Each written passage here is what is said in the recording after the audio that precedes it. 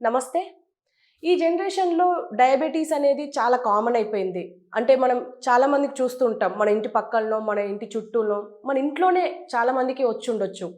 అయితే ఈ డయాబెటిస్ ఎందుకొస్తుంది? దీనికి గల కారణాలేంటి? అసలు పాటించవలసిన జాగ్రత్తలేంటి? తీసుకోవాల్సిన డైట్ ఏంటి? అనేది ఇప్పుడు మనతో పాటు ఉన్నారు Kiran Ganga consultant, diabetes consultant and councillor, అలాగే జనరల్ ఫిజిషియన్ కూడా. ఆయనతో అడిగి అంటే ఎలాంటి జాగ్రత్తలు తీసుకోవాలనేది సార్‌ని అడిగి తెలుసుకుందాం. నమస్తే సార్. నమస్కారం అమ్మా. Okay sir. ఇప్పుడు విటమిన్ డి గురించే మాట్లాడుకుంటున్నాం కాబట్టి, విటమిన్ డి నేచురల్‌గా అంటే ఇప్పుడు మీరు మెడిసిన్స్ గురించి చెప్పారు. ఇప్పుడు నేచురల్‌గా రావాలి అంటే ఎలా ఎలా ప్రయత్నించాలి? యాక్చువల్‌గా మనకెప్పుడు కూడా న్యాచురల్‌గానే లభించేదండి. ముఖ్యంగా భారతీయులకి వైటమిన్ డి న్యాచురల్‌గానే ఉండేది. అయినా వైటమిన్ డి అనే టాపిక్ జనాలకి ఎప్పుడొచ్చింది? మహా అంటే 5, 7, 8 ఇయర్స్. అంతకుముందు వైటమిన్ డి గురించి ఎవరు డిస్కషన్ కూడా చేయలేదు. సో మనకు ముఖ్యంగా ఇండియాలో లాస్ట్ 20 ఇయర్స్‌లో ఐటీ జాబ్స్, మార్నింగ్ వెళితే మార్నింగ్ నుంచి ఈవినింగ్ వరకు కేవలం ఆఫీస్లోనే కూర్చోవటం. ఆఫీస్లో బయలుదేరిన మళ్ళీ కారులో కూర్చొని కింద లిఫ్ట్లో, సెల్లార్లో, మళ్ళీ అపార్ట్మెంట్లో సెల్లార్కి వచ్చి కార్ పార్క్ చేసి మళ్ళీ ఇంట్లోకి వెళ్ళటం. సో ఆల్మోస్ట్ ఇలాగైపోయింది అనమాట. సో సన్ ఎక్స్పోజర్ అనేది చాలా మినిమం అయిపోయింది. ఇంకొందరు సన్ లేకపోతే ట్యానింగ్ అవుతుంది అని చెప్పి ఎండలోకి పోకుండా దాక్కోవటం. దానికి తోడు ఈ అడ్వర్టైజ్మెంట్స్ కొన్ని. ఒకవేళ ఎండకు వెళ్ళినా ఓవర్గా స్కిన్ సన్ స్క్రీన్ పూసేసుకొని వెళ్ళటం. సో ఇవన్నీ అగెయిన్స్ట్ నేచర్ అమ్మా. ప్రకృతికి విరుద్ధమైన పనులు చేస్తున్నాం మనం. సరే, ఇలా చేసి మనం ఏం సాధించాం? మేము చూసేది మాత్రం ఏం సాధించారని మీరు అడిగితే పేషెంట్లు ఎక్కువ అవుతున్నారు కానీ తక్కువ ఎక్కడ అయ్యారు అంటున్నా. ఇప్పుడు సిటీలో ఇంతమంది డాక్టర్స్ ఉన్నారు. ఖాళీగా ఉన్న డాక్టర్స్ నాకు చెప్పండి. అందరూ బిజీనే. బెస్ట్ డాక్టర్స్ బిజీగానే ఉన్నారు, యావరేజ్ డాక్టర్స్ బిజీగానే ఉన్నారు, ఓవరాల్గా అందరూ డాక్టర్స్ బిజీగానే ఉన్నారు. మరి పేషెంట్స్ సొంతంగా ఇన్ని విషయాలు తెలుసుకొని మరి ఎంత మాత్రం అప్రమత్తం అయ్యి ఆరోగ్యవంతులయ్యారు అనేది నేను ప్రశ్న అన్నమాట. బాధేస్తుంది చిన్న వయసులో వారికి ఇటువంటి సమస్యలు చూస్తున్నప్పుడు. ఒక డాక్టర్ అయినంత మాత్రాన అందరికీ మాత్రలు రాయటం సరదా ఏం కాదండి. కొన్ని మాత్రలు గతంలో మేము 60-70 వయసులో రాయాల్సిన వారికి మాత్రలు ఇవాళ రేపు 30-40 వయసులో రాస్తున్నామంటే చేయి రాదు కొన్ని సందర్భాలలో. బట్ గుడ్ న్యూస్ ఏంటంటే కరెక్ట్గా పాటించినప్పుడు ఇవన్నీ కరెక్షన్ చేయగలిగిన ఫ్యాక్టర్స్, కరెక్టబుల్ ఫ్యాక్టర్స్ అనమాట. మాడిఫైయబుల్ రిస్క్ ఫ్యాక్టర్స్ అంటాం వీటిని. They are not non modifiable risk factors, they are modifiable. So కాబట్టి ఫ్రెష్ వెజిటబుల్ సలాడ్స్ తీసుకోవటం, సన్ ఎక్స్పోజర్ ముఖ్యంగా. యాక్చువల్గా మనకు కావాల్సింది మధ్యాహ్నం సన్ ఎక్స్పోజర్. మనం ఏదైతే మార్నింగ్ వాకింగ్కి వెళ్తూ అర్ధగంట సేపు ఎండ తగిలింది, వైటమిన్ డి వచ్చేసింది అనుకుంటాం. బట్ అది స్లాంటింగ్ రేస్. మనకు కావాల్సింది మంచి ఎండ. అంటే ఇప్పుడు మీరు అనేది మాకు తెలిసింది ఏంటంటే 10 లోపల ఎండ వచ్చేది, దాని ద్వారా మనకి డి విటమిన్ పెద్ద వస్తుంది. లాభం ఉండదు. మీకు డి విటమిన్ కావాలంటే 11-12 మధ్యాహ్నంలో ఎండ తగలాలి మనకి. ఇప్పుడు చూసామో మన ఊర్లలో మధ్యాహ్నం పూట పొలాల్లో వంగి పనిచేస్తూ ఉంటారు చూడండి. వెనకాలంతా కూడా ఓపెన్ ఉంటుంది. ఎవరికి ఆడవాళ్ళు, మగవాళ్ళు అయితే ఎలాగో ఓపెనే. అంత ఎక్స్పోజర్ ఉన్నప్పుడే ఆ ఎండ అనేది మనకి వైటమిన్ డికి కావాల్సినంత ఇవ్వగలుగుతుంది. Okay sir. ఇప్పుడు చిన్న పిల్లలకు కూడా వచ్చే అవకాశం ఉంది అని చెప్పేసి వాళ్ళు కూడా జాగ్రత్తగా ఉండాలి అని చెప్పేసి అంటాం. అంటే ఇప్పుడు వాళ్ళే కదా కోవిడ్కి సంబంధించి. అయితే ఇప్పుడు ఎలాంటి జాగ్రత్తలు తీసుకోవాలి ఈ JN1 నుంచి అని, దాని లక్షణాలు ఎలా ఉండబోతున్నాయి? ఒకటి, ఆల్రెడీ అంటే నీరసంగా ఉన్న పిల్లలు ముఖ్యంగా ఇప్పుడు బోర్డింగ్ స్కూల్స్లో ఉంటూ మార్నింగ్ నుంచి ఈవినింగ్ వరకు చదువుకుంటూ ఉంటారు పిల్లలు. వీళ్ళకు ఎండ తగిలే అవకాశం తక్కువ, లేదా రొటీన్గా వాళ్ళు తినే ఫుడ్స్ అన్నీ కూడా కుక్డ్ ఫుడ్సే ఉంటాయి. వాళ్ళకు ప్రత్యేకంగా వెజిటబుల్స్, ఫ్రెష్గా సాలడ్స్ అంటే ఇటువంటి ఉండే అవకాశాలు మనం చూడాలి అంటున్నాం. సో ఇప్పుడు లెమన్ ఉంది, లెమన్తో మంచి విటమిన్ సి దొరుకుతుంది వాళ్ళకు. ఇప్పుడు ఇంట్లో ఉన్న పిల్లలకైతే అమ్మమ్మో నిమ్మరసం పిండి ఇస్తారు, నానా మంచిది తాగు అని. వాడు తాకపోయినా రే తాగురా అని చెప్పి ఇస్తారు. మరి హాస్టల్లో ఉన్నప్పుడు ఎవరు ఇస్తారు పిల్లలకి ఇవన్నీ?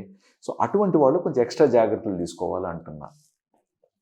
వాళ్ళకి కావాల్సిన అన్ని పౌష్టిక విలువలు అందేలాగా. ప్లస్ కొంచెం పిల్లలు మనకు ఈ ఫస్ట్ టైం కోవిడ్ వచ్చినప్పుడు తర్వాత నుంచి ఎక్కువగా బయట తిరగటం తక్కువైపోయి పిల్లల ఒబేసిటీ పెరుగుతుందండి. అది అవును. చాలా డేంజర్. ఇండియాలో చిల్డ్రన్ ఒబేసిటీ పెరగటం చాలా ఎక్కువ సంఖ్యలో జరుగుతుంది ప్రపంచవ్యాప్తంలో గుర్తించినట్లయితే. కాబట్టి పిల్లలు ఊబకాయం బారిన పడకుండా జాగ్రత్తలు తీసుకోవటం ఎంతైనా తల్లిదండ్రుల బాధ్యత, ప్లస్ గ్రాండ్ పేరెంట్స్ బాధ్యత. సో పిల్లలు శారీరక శ్రమ ఖచ్చితంగా తగు మోతాదులో ఉండాల్సిందే. చదువులో 5 మార్కులు తక్కువ వచ్చినా నష్టం లేదండి, వాళ్ళకి బతుకు తెరువు మంచిగానే ఉంటుంది.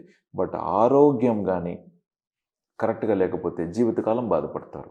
సో దయచేసి ఆరోగ్యం పట్ల శ్రద్ధ వహించాలి. రెండో పాయింట్, ఇక్కడ మనకి మీరు ఎటువంటి పిల్లలు అన్నారు కాబట్టి, సో ఆస్తమాతో ఏదైనా ఛాన్సెస్ ఉన్నా, లేదా తరచూ వాళ్ళకి ఏదన్నా ఈ ఫ్లూ, జలుబు, దగ్గు వస్తూ సైనస్ ఇలాంటివి వచ్చినప్పుడు ఎక్కువగా నీరసం అయ్యే పిల్లలు ఉంటారు కదా, వాళ్ళు కొంచెం వాళ్ళ పీడియాట్రిషియన్తో కావచ్చు, వాళ్ళ డాక్టర్తో ముందస్తుగానే టచ్లో ఉంటూ మంచి జాగ్రత్తలు తీసుకొని ఎటువంటి ఇబ్బందులు లేకుండా వాళ్ళు మంచిగా కోలుకుంటారు. అంతేకాకుండా ఇప్పుడు చలి ఎక్కువ నడుస్తుంది మనకు, హైదరాబాద్లో కావచ్చు, లేదా తెలంగాణ ఇతర డిస్ట్రిక్ట్స్లో కావచ్చు, చాలా చలి ఉంది. చలికి చాలామంది స్వెటర్స్ ప్రాపర్గా వేసుకోవట్లేదు. మంకీ క్యాప్ వేసుకోవటం కానీ, మఫ్లర్ వేసుకోవటం కానీ చాలా ఇంపార్టెంట్. అనవసరంగా చలికి ఎక్స్పోజర్ అవ్వటం కరెక్ట్ కాదు. మంచిగా దానికి కావాల్సిన దుస్తులు ధరించాలి. పిల్లలు ముఖ్యంగా సాక్స్ వేసుకోవాలి పడుకునేటప్పుడు, పాదాలు వెచ్చగా ఉండటానికి. వాటర్ వెచ్చగా లేదా వేడిగా ఉన్న వాటర్ తాగాలి. వీళ్ళు ఇప్పుడు సాఫ్ట్ డ్రింక్స్ అని చెప్పి, కూల్ డ్రింక్స్ అని చెప్పి ఫ్రిడ్జ్లోంచి తీసుకొని, ఐస్ క్రీమ్ తీసుకొని ఊరికి అనవసరంగా ఫ్లూ వస్తుంది అనమాట. అంటే టెస్ట్ చేసినప్పుడు కోవిడ్ పాజిటివ్ వచ్చే ఛాన్సెస్ ఎక్కువ ఉంటాయి. కోవిడ్ పాజిటివ్ వచ్చిందంటే భయపడతారు. సో కాబట్టి మనము రూట్ కాజ్కి వెళ్ళి ఎలాగ దాన్ని మనం నయం చేసుకోవాలని చూసుకున్నట్లయితే ఎవరు కూడా భయపడాల్సిన అవసరం లేదు. తగు మోతాదులో జాగ్రత్తలు తీసుకొని మంచి జీవనాన్ని ఆరోగ్యంగా గడపగలుగుతారనేది మన ఉద్దేశం. ఓకే సార్, ఇప్పుడు మీరు డయాబెటీస్ కౌన్సిలర్ అలాగే డాక్టర్ కాబట్టి ఒక క్వశ్చన్ ఏంటంటే, ఇప్పుడు చిన్నపిల్లలకు కూడా షుగర్ని గుర్తిస్తున్నాం, చిన్నపిల్లలు కూడా. అలాంటిది ఇప్పుడు మనకు వంశపారంపర్యంగా వచ్చే అవకాశం ఉందా? ఎలాంటి జాగ్రత్తలు తీసుకోవాలి ఒకవేళ ఉంటే పేరెంట్స్కి?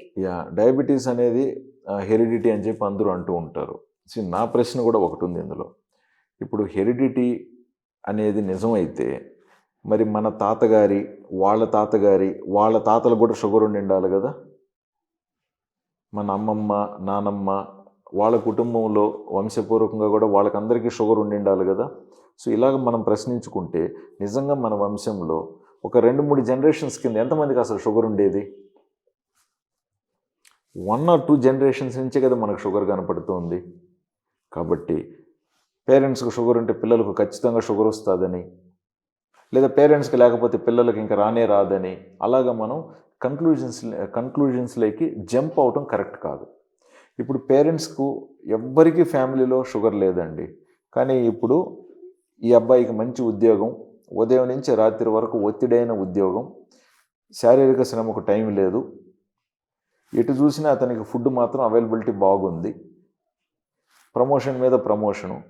ఉద్యోగంలో జాయిన్ అయ్యేటప్పుడు అబ్బాయి 72 కిలోలు ఉన్నాడు, 6 నెలలకంతా 76 కిలోలు వచ్చారు, ఇంకొక 6 నెలలకి 82 కిలోలు వచ్చాడు, ఇంకొక 2 ప్రమోషన్లు ఇప్పించిన తర్వాత 90 కిలోలకు వచ్చాడు. సో డయాబెటీస్ రాకుండా ఎందుకు ఉంటుంది అనుకుంటారు?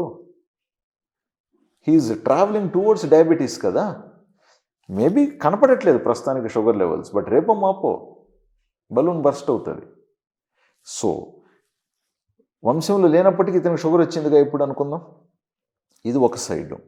ఇంకొకరి వంశంలో షుగర్ ఉంది, మదర్కో ఫాదర్కో లేదా ఇద్దరికి, కానీ పిల్లవాళ్ళు మంచి జీవనశైలి ఆచరిస్తూ పద్ధతిగా కార్బ్స్ కట్ డౌన్ చేసుకుంటూ వెయిట్ పెరగకుండా శారీరక శ్రమ పద్ధతిగా పెట్టుకొని ఒత్తిడి తెచ్చుకోకుండా నిద్ర కరెక్ట్గా తీసుకుంటూ నిద్రాహారాలు సమయస్ఫూర్తితో అన్ని వేళకు తీసుకుంటున్న వాళ్ళలో లేదే మరి.